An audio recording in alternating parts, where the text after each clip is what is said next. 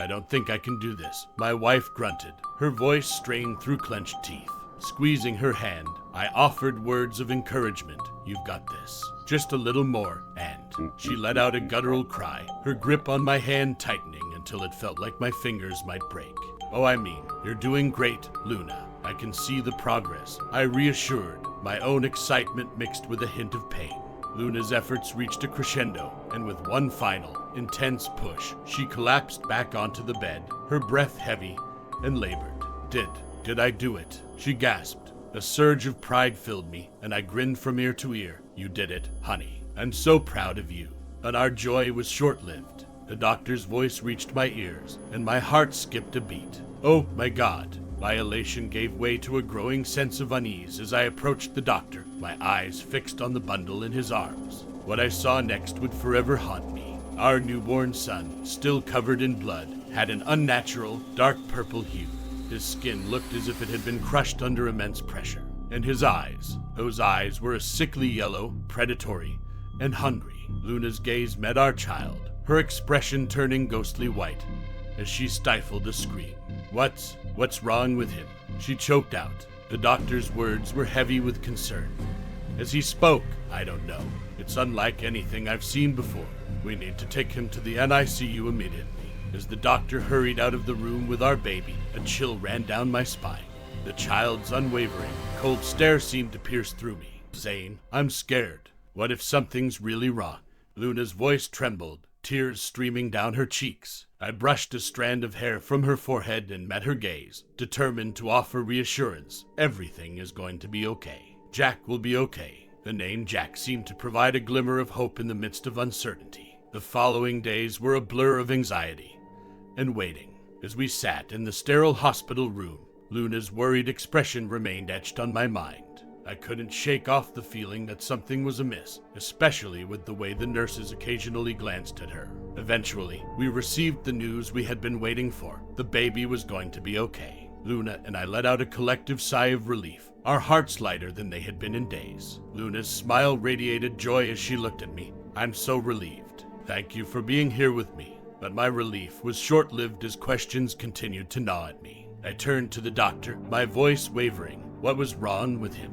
Why did he look like that? The doctor's eyes held a hint of unease. His response measured. We're not entirely sure. His complexion returned to normal shortly after he was admitted to the NICU. It's a mystery. Luna's hopeful gaze met mine, and we both clung to the positive news, eager to leave the unsettling hospital behind. As we drove home, my mind was still preoccupied with the events of the past week. I couldn't shake off the feeling that something wasn't right, that there was more to Jack's unusual appearance than met the eye. Arriving home, Luna cradled Jack in her arms, her smile warm and loving.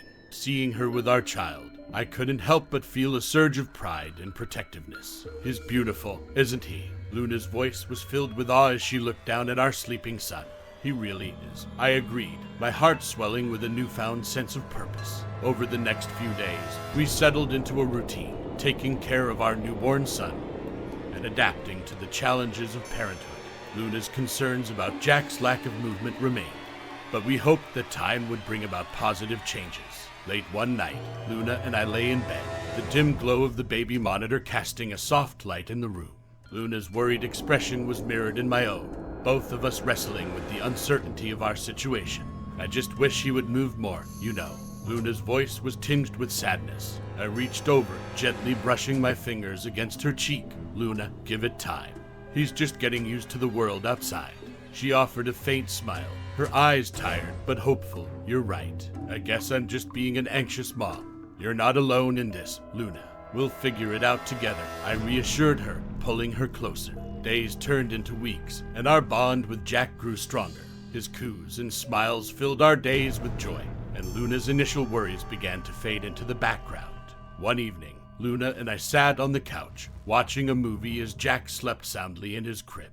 The atmosphere was calm and peaceful, a stark contrast to the anxieties we had faced earlier. As the movie played on, Luna turned to me, her voice soft and thoughtful. Zane, do you ever think about that day at the hospital? How scared we were. I nodded, memories of that intense moment flooding back. Of course, it was a terrifying experience, but we got through it. Luna sighed, her gaze fixed on Jack's crib. I just can't believe how far we've come. He's our little miracle. A bittersweet smile tugged at my lips. He really is. And I can't imagine life without him. As the weeks turned into months, our story continued to unfold. Our days were filled with laughter, milestones, and cherished moments that made our family whole. Jack's once unnerving appearance became a distant memory as he grew into a healthy and vibrant baby. Luna and I marveled at each new milestone, from his first giggles to his wobbly attempts at crawling.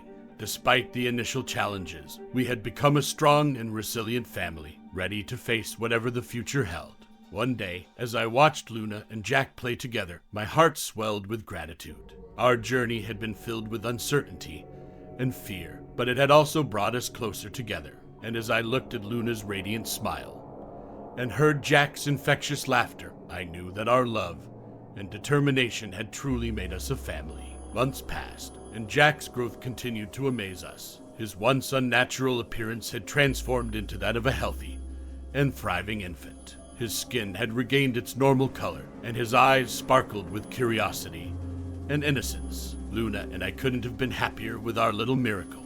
As Jack's first birthday approached, we decided to throw a small celebration with close family and friends. The living room was adorned with colorful decorations, and a table was laden with a delicious array of food and desserts. Luna and I stood side by side, beaming with pride as our guests showered Jack with love and laughter. "Can you believe how far we've come?" Luna whispered, her eyes glistening with emotion. I squeezed her hand, my heart swelling with gratitude. "It's been an incredible journey, Luna. I'm so grateful for our family." As the party continued, I couldn't help but reflect on the challenges we had faced and the strength we had discovered within ourselves. Jack's captivating laughter filled the room, a testament to the joy he had brought into our lives. As the evening wound down, I tucked Jack into his crib, his eyelids drooping as sleep began to overtake him. Luna and I lingered in his room, watching over our precious son. "He's truly a blessing, Zane," Luna said softly, her voice filled with awe. I wrapped my arm around her shoulders, pulling her close. "He really is, and we'll cherish every moment with him."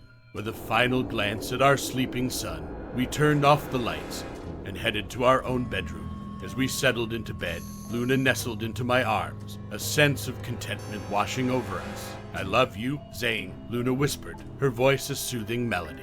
"I love you too, Luna." Our journey may have been filled with challenges, but it brought us the greatest gift of all, our beautiful son. And so, our story continued, a testament to the power of love, perseverance, and the unbreakable bond that held our family together. As the days turned into years, we embraced each moment, cherishing the laughter, the milestones, and the endless joy that Jack brought into our lives.